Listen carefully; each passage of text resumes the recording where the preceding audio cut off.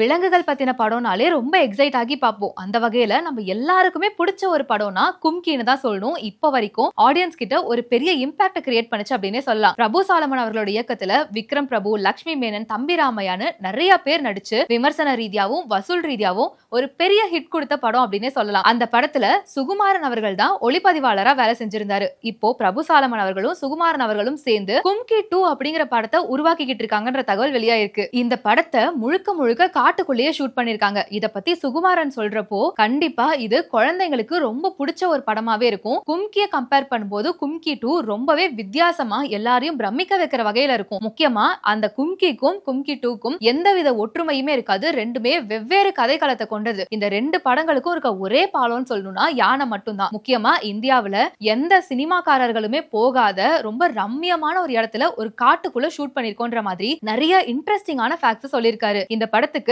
Nivas K Prasanna தான் இசையமைக்கிறாரு. இந்த படத்துல ஹீரோவா மதியழகன் இன்ட்ரோ ஆகுறாரு. ஹீரோயினை இன்னும் முடிவு பண்ணலையா. வில்லனா ஹரிஷ் பெராடா அப்படிங்கிறவரை அறிமுகம் பண்றாங்க. ஜெயந்திலால் காடா தான் இந்த படத்துக்கு ப்ரொடியூசரா இருக்காங்க. இவ்ளோ இன்ட்ரெஸ்டிங்கான ஃபேக்ட்ஸ் சொல்லிட்டு இந்த படக்குழு இப்போ ஒரு மோஷன் பிக்சரையும் ரிலீஸ் பண்ணிருக்காங்க. இத நடிகர் சிலம்பரசனும் தன்னுடைய எக்ஸ் தளத்துல வெளியிட்டு இருக்காரு. சோ இந்த கும்கி 2 எப்படி இருக்க போகுது அப்படின்றத வெயிட் பண்ணி பார்க்கலாம்.